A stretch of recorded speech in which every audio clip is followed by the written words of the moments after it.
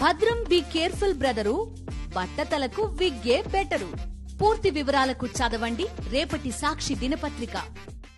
విజయవాడలో వర్షం బీభత్సం సృష్టించింది. నిన్నటి నుంచి ఎడతెరిపి లేకుండా వర్షాలు కురుస్తున్నాయి. దీంతో విజయవాడ నగరంలో జనజీవనం అస్తవ్యస్తమైంది. భారీ వర్షాలకు విజయవాడలో కొండచర్యలు విరిగిపడ్డాయి. ఈ ఘటనలో 4 చనిపోయారు. కొండచర్యలు విరిగిపడిన ఘటనలో మేఘన, బోలెం లక్ష్మి, లాలు, అన్నపూర్ణ అనే 4 మహిళలు మృతి చెందారు. సహాయక చర్యలు కొనసాగుతున్నాయి. అటు కుండపోత వర్షాలకు విజయవాడ నగరంలోని రహదారులన్నీ మునిగిపోయాయి. ఎన్టీఆర్ సర్కిల్ నుంచి కానూరు వరకు రహదారులన్నీ నీట మునిగాయి. ఆర్టీసీ బస్టాండ్ ప్రాంతం జల దిగ్బంధంలో చిక్కుకుపోయింది. అటు దుర్గగుడి పైన భారీ వర్షాల ప్రభావం కనిపిస్తోంది. దుర్గగుడి ఘాట్ రోడ్ను అధికారులు మూసివేశారు. దుర్గగుడి కొండపై ఘాట్ రోడ్డులో కొండ చర్యలు విరిగిపడుతున్నాయి. ఇక విజయవాడ 1 టౌన్ ప్రాంతంలో కాలనీలు నీట మునిగాయి.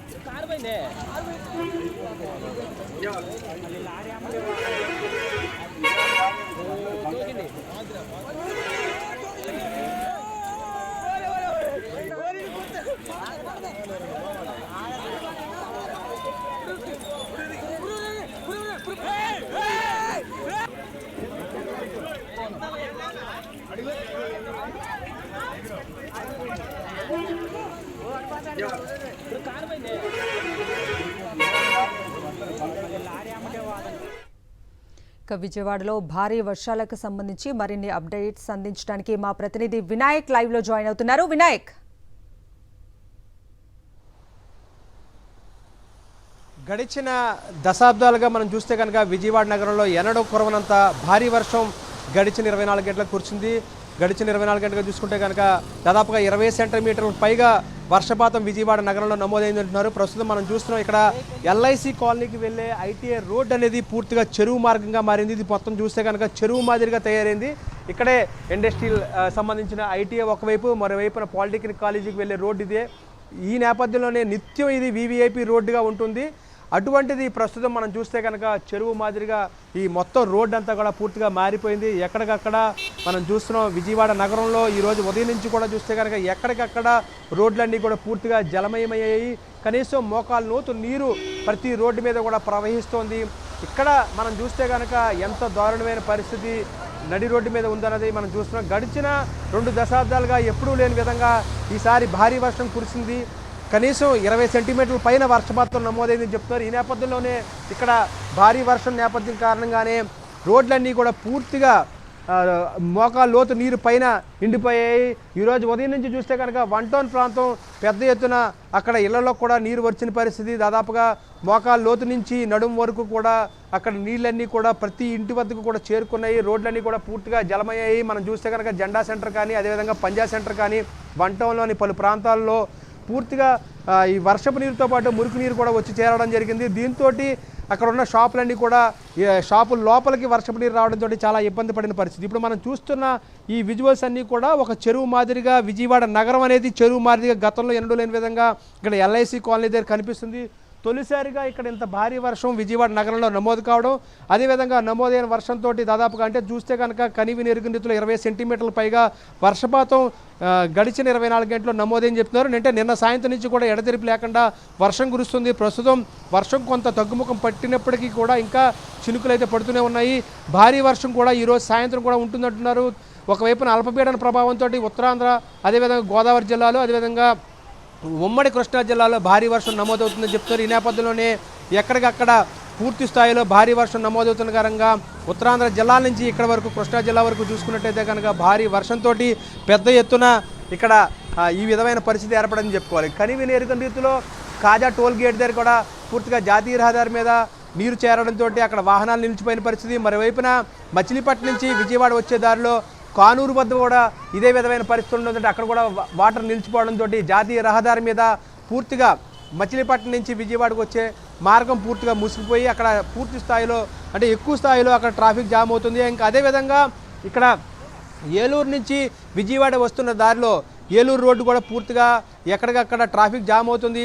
ఈ విధంగా మొత్తం మనం చూస్తే కనుక విజయవాడ అష్టదిగ్బంధంలో చిక్కుందని చెప్పుకోవాలి. గడిచిన 24 గంటలుగా భారీ వర్షం నమోదైన కారణంగానే ఇటువంటి పరిస్థితి గతంలో ఎన్నడూ లేని విధంగా ఈసారి ఇటువంటి దుస్థితి ఏర్పడని చెప్పుకోవాలి. ఇక మరోవైపున మనం చూస్తే కనుక ఈరోజు ఉదయం నుంచి కూడా అంటే విజయవాడ నగరంలో మొగల్రాజపురం వద్ద కొండ చీరలు విరిగిపడడం, ఆ ఘటనలో దాదాపుగా ఇప్పటి వరకు కూడా 3 చనిపోయారని చెప్తున్నారు. మరో 3 పరిస్థితి సీరియస్గా ఉంది. ఇప్పటికే వారందరినీ కూడా ఆసుపత్రికి తరలించారు. మరోవైపున ఉదయం నుంచి వర్షం కురుస్తున్నటువంటి ఆ కొండ చీరలు విరిగిన ప్రాంతంలో ఆ ఇళ్లలో నుంచి శిథిలాలని బయటకు తీసే క్రమంలో అక్కడ కొంత ఇబ్బందికరమైన వాతావరణం ఉంది. మరోవైపున ఏదైతే క్రేన్ల సహాయంతో ప్రొక్లైనర్ సహాయంతో అక్కడ ఇంటిలో ఉన్న శిథిలాలను తొలగిస్తున్న సందర్భంలోనే మరోవైపు నుంచి కొండ చీరలు విరిగిపడుతున్న నేపథ్యంలో అక్కడ కూడా ఇబ్బందికరమైన పరిస్థితి ఉంది. ఈ నేపథ్యంలో కొద్దిసేపు వరకు కూడా ఆ శిథిలాల తొలగింపు కార్యక్రమాన్ని నిలిపివేయడం జరిగింది. ఇక మరోవైపున మనం చూస్తే ఇక్కడ విజయవాడ కనకదుర్గ గుడి దగ్గర కూడా కొండ మీద నుంచి రాళ్లు పడడం జరిగింది. ఆ నేపథ్యంలోనే అక్కడ ఏదైతే ముందుగా అక్కడ ప్రత్యేకంగా విఐపీలకు సంబంధించినంత వరకు కూడా ఒక కౌంటర్ ఏర్పాటు చేసి ఉన్న ఆ కౌంటర్ దగ్గర ప్రత్యేకంగా అక్కడ రాళ్లు పడడం, ఆ నేపథ్యంలోనే ఆ కౌంటర్ దగ్గర పూర్తిగా ధ్వంసమైనట్టుగా తెలుస్తుంది. అక్కడ ఈ నేపథ్యంలోనే కొండ చీరలు విరిగిపడడంతో కొండ చీరలు విరిగిపడుతున్న నేపథ్యంలో దుర్గగుడికి పైకి పూర్తిగా వాహనాలన్నిటి కూడా నిలిపివేయడం జరిగింది. ప్రస్తుతం ఎవరైనా భక్తులు ఉంటే కనుక వారు కేవలం అక్కడ లిఫ్ట్ గుండా పైకి వెళ్ళే మార్గాలను ఏర్పాటు చేయడం జరిగింది. అదేవిధంగా ఘాట్ రోడ్ గుండా పైకి వెళ్ళడానికి పూర్తి స్థాయిలో అక్కడ నిలిపివేయడం జరిగింది. ఇక ఓవరాల్గా చూస్తే కనుక గడిచిన 24 గంటల్లో 20 సెంటీమీటర్ల పైగా రికార్డు స్థాయిలో నమోదైన వర్షపాతంతో విజయవాడ నగరం ఉదయం నుంచి కూడా వణుకుతోంది. దాదాపుగా ప్రతి ప్రాంతంలోనూ కూడా వర్షపు నీరు చేరిపోవడం, మురికి నీరు రోడ్డు మీకు రావడం, ఈ నేపథ్యంలోనే వర్షపు నీరుతో పాటు మురికి నీరు చేరిపోవడంతో రోడ్లన్నీ కూడా పూర్తిగా చెరువుల మాదిరిగా మారాయని చెప్పుకోవాలి. ఇక ఆర్టీసీ బస్టాండ్ వద్ద కూడా అదే విధమైన పరిస్థితి. ఆర్టీసీ బస్టాండ్లోని అండర్ పాస్ వద్ద పూర్తిగా వాటర్ నిలిచిపోయింది. అక్కడ ఏదైతే ఆ అండర్ పాస్లో దాదాపుగా 2 ఆర్టీసీ బస్సులు కానీ అదేవిధంగా 2 ప్రైవేటు వాహనాలు కానీ నిలిచిపోవడంతో అక్కడి నుంచి హైదరాబాద్ వెళ్ళే మార్గం అంతా కూడా మూసుకుపోయింది. ఈ నేపథ్యంలోనే హైదరాబాద్కి వెళ్ళే వాహనాలన్నింటినీ కూడా వేరే మార్గం గుండా పంపించే ప్రయత్నాలు చేస్తున్నారు. మొత్తంగా చూస్తే కనుక కనివిని ఎరుగిన రీతిలో వర్షం నమోదవడం, అదేవిధంగా ప్రస్తుతం ఇంకా వర్షం కొనసాగుతుండడం, రాబోయే 2 రోజుల పాటు కూడా భారీ వర్షాలు కురుస్తాయని ఐఎండీ హెచ్చరికల నేపథ్యంలో విజయవాడ నగరం అంతా కూడా చిగురుటాకుల మధ్య వణుకున్నది మనం చెప్పుకోవచ్చు. వినాయక్, నిన్న నుంచి కూడా ఎడతెరిపి లేకుండా వర్షం కురుస్తున్న నేపథ్యంలో చాలా ప్రాంతాలు కూడా నీట మునిగాయి అని చెప్తూ ఉన్నారు. సో ముంపు ప్రాంతాల ప్రజలకు అధికారులు ఎలాంటి సహాయక చర్యలు కొనసాగిస్తున్నారు?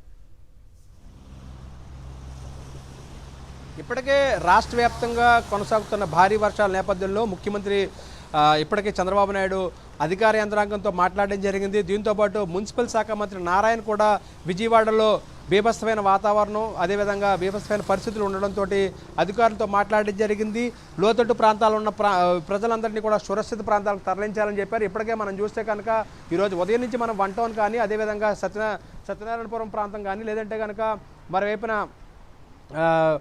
శివారు ప్రాంతాలకి వెళ్ళినప్పుడు ఇప్పటికీ వరకు కూడా వారిని ఎవరిని కూడా తరలించిన పరిస్థితులు లేవు. దాదాపుగా మనం చూస్తే కనుక పెద్ద ఎత్తున ఇళ్లలోకి వాటర్ వచ్చి చేరుతుంది. మరోవైపున రోడ్ల మీద వాటర్ చేరి చెరువులను తలపిస్తున్నాయి. కానీ ఇప్పటివరకు కూడా రాష్ట్ర ప్రభుత్వం నుంచి లోతట్టు ప్రాంతాల్లో ఉన్న ప్రజలను అయితే సురక్షిత ప్రాంతాలకు ఇంకా తరలించిన పరిస్థితి లేదు. దీనికి సంబంధించి ఇప్పటివరకు కూడా అధికారులు అయితే చర్యలు తీసుకోలేదని చెప్పుకోవాలి. మరోవైపున కనివిని ఎరుగిన రీతిలో విజయవాడలో మొట్టమొదటిసారిగా ఇంతటి భారీ వర్షాలు చూసామనేది కూడా ఇక్కడ ప్రజలు చెప్తున్నారు. ఈ నేపథ్యంలోనే ప్రస్తుతం మనం చూస్తే కనుక లోతట్టు ప్రాంతాల్లో ఉన్న ప్రజలను అయితే సురక్షిత ప్రాంతాలను తరలించాల్సి ఉంటుంది. అయితే ఎవరు కూడా ముందుకు రాని పరిస్థితి కనిపిస్తుందని చెప్పుకోవచ్చు. మరోవైపున నానిపోయిన నీళ్ళలో ఎవరు ఉండొద్దనేది అధికారులు ఇప్పటికే హెచ్చరికలు జారీ చేయడం జరిగింది. అదేవిధంగా 2 వీలర్స్ ఎవరో కూడా రోడ్ల మీద రావద్దంటూ కూడా పోలీసులు హెచ్చరికలు జారీ చేయడం జరిగింది. ఎందుకంటే దాదాపుగా రోడ్లన్నీ కూడా ఈ విధంగా చెరువులు తరపిస్తున్న నేపథ్యంలోనే కొన్ని చోట్ల అంటే ఈ కృష్ణా జిల్లాలో కావచ్చు, అదేవిధంగా ఎన్టీఆర్ జిల్లాలో కావచ్చు, చంద్రలపాడు దగ్గర అయితే ఒక వ్యక్తి బైక్ మీద వెళ్తూ ఇదే విధంగా ఆ నీటి ప్రవాహానికి బైక్తో సహా కొట్టుకుపోవడం జరిగింది. ఇటువంటి ఘటనలు జరుగుతాయి కాబట్టి ప్రజలెవరు కూడా రోడ్ల మీదకి అనవసరంగా రావద్దు, 2 వీలర్స్ కూడా ఎవరో రావద్దనేది పోలీసులు విజ్ఞప్తి చేస్తున్నారు. ఇందులో భాగంగానే మనం చూస్తే కనుక పోలీసులు ఇప్పటికే నగరంలోకి వచ్చే వాహనాలన్నింటినీ కూడా డైవర్ట్ చేయడం జరుగుతుంది. ఎన్టీఆర్ జిల్లాలో కానీ అదేవిధంగా విజయవాడ నగరంలోకి ఏదైనా వాహనాలు ప్రవేశిస్తున్న సందర్భంలో వాళ్ళని డైవర్ట్ చేసి వేరే మార్గం గుండా పంపించే ప్రయత్నం చేస్తున్నారు. ఇప్పటివరకు కూడా అంటే ఏలూరు నుంచి హైదరాబాద్ వెళ్ళే వాహనాలన్నింటినీ కూడా డైవర్ట్ చేయడం జరుగుతుంది. అదేవిధంగా విజయవాడ నగరం లోపలికి రాకుండా ఉండేందుకు గాను ప్రయత్నాలు చేయడం జరుగుతుంది. మొత్తంగా చూస్తే కనుక మరో రాబోయే 2 రోజుల పాటు కూడా ఇదే విధమైన భారీ వర్షాలు ఉంటాయని చెప్తున్న నేపథ్యంలో ఈ భారీ వర్షాలతోటి రాబోయే 2 రోజుల పాటు కూడా మరిన్ని ఇబ్బందులు తప్పే అవకాశాలు అయితే కనిపించట్లేదని చెప్పుకోవాలి మనం. సో మీరు చెప్తున్నట్టు అంటే భారీ వర్షాలు ఇంకా 2-3 రోజులు కొనసాగుతాయని చెప్పి ఐఎండీ హెచ్చరించిన నేపథ్యంలో ప్రజలకు అంటే ఎలాంటి ముందస్తు జాగ్రత్తల్ని సూచిస్తున్నారు అధికారులు? వాస్తవంగా చెప్పుకోవాలంటే కనుక సమీక్షలు చేసినప్పటికీ కూడా ఆ వాస్తవ రూపంలో ప్రజలకైతే ఎటువంటి అంటే ఇళ్లలోంచి బయటికి రావద్దనే జాగ్రత్తలు మాత్రమే చెప్తున్న పరిస్థితి. మరోవైపున మనం చూస్తే కనుక చిరు వ్యాపారులంతా కూడా ఇళ్లకే పరిమితమయ్యారు. వారి వ్యాపారాలన్నీ కూడా పూర్తిగా మూతపడ్డాయి. మరోవైపున 1 టౌన్ లాంటి ప్రాంతాల్లో అంటే విజయవాడ లాంటి 1 టౌన్ ప్రాంతం అనేది మొత్తం ఆంధ్రప్రదేశ్ రాష్ట్రానికి సంబంధించిన వరకు కూడా పెద్ద ఎత్తున ఒక పెద్ద మార్కెట్గా మనం చెప్పుకోవాల్సి ఉంటుంది. అటువంటి మార్కెట్ కూడా ఈరోజు పూర్తి స్థాయిలో మూతపడింది. ఇక ఓవరాల్గా చూస్తే కనుక ఇప్పటికే ప్రజలకి సంబంధించిన వరకు కొన్ని విజ్ఞప్తులు చేయడం జరిగింది. 2 వీలర్స్ ఎవరు బయటకు రావద్దనేది పోలీసులు విజ్ఞప్తి చేస్తున్నారు. దీంతోపాటు రాబోయే 2 రోజుల పాటు కూడా ఇటువంటి సంఘటనలు అంటే ఇటువంటి భారీ వర్షం నమోదయ్యే అవకాశాల నేపథ్యంలో ఇప్పటికే ఈ రోజంతా కూడా అటు ఉత్తరాంధ్ర జిల్లాల్లో కానీ, గోదావరి జిల్లాలో కానీ, ఇటు ఉమ్మడి కృష్ణా జిల్లాలో కానీ పూర్తిగా పాఠశాలలకైతే కలెక్టర్లు సెలవులు ప్రకటించడం జరిగింది. రేపు ఎలాగా ఆదివారం కాబట్టి ఈ సెలవులు ఈరోజు రేపు కొనసాగబోతున్నాయి. ఓవరాల్గా చూస్తే కనుక విద్యార్థులకు సంబంధించిన వరకు కొన్ని జాగ్రత్తలు అయితే తీసుకోవడం జరిగింది. ఇక లోతట్టు ప్రాంతాల ప్రజలైతే ఇప్పటివరకు కూడా కనీసం వాళ్ళని తరలించే ప్రయత్నం అయితే అధికారుల యంత్రాంగం చేయలేదు. దీనికి సంబంధించి మున్సిపల్ కమిషనర్ నారాయణ ఇప్పటికే మున్సిపల్ కమిషనర్తో మాట్లాడడం జరిగింది.